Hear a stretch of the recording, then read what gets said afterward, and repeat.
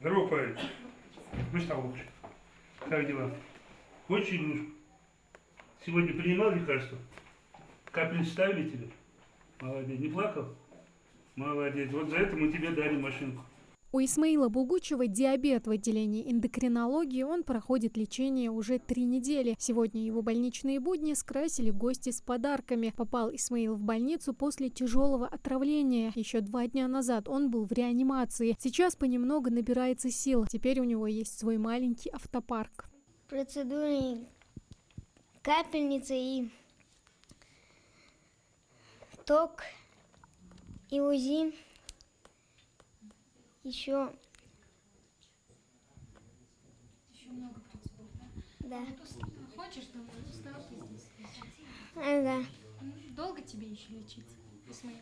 Нет.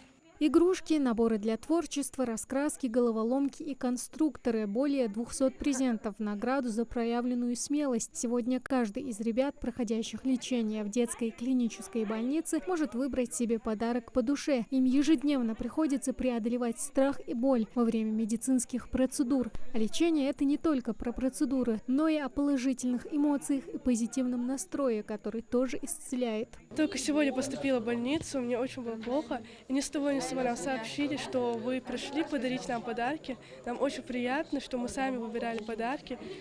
Мне было скучно, я выбрала карандаши, там альбом. Мне очень приятно. Спасибо огромное. Коробка храбрости – это не просто подарки, а яркий символ заботы и любви. Акция проходит в рамках реализации федерального проекта «Единая Россия. Партия добрых дел». В этот раз единороссы собрали более 2000 презентов при поддержке всех 9 отделений партии. Да, им придает какого-то сил, интереса продолжать лечиться. Поэтому большое спасибо за такое интересное предложение даже, да. Вот, дети очень радостно ушли, наверное, выздоровеют быстрее благодаря этому. Смысл, конечно, поддержать их в этих вопросах, передать им чувство сострадания, милосердия, чтобы наши детишки чувствовали себя комфортно, уютно, чтобы они чувствовали поддержку, плечо старших. И, соответственно, мы в этом же сегменте проводим эту акцию. Акция «Коробка храбрости» проводится в 12-й раз, и Республика Ингушетия максимально активно подключается к этим вопросам.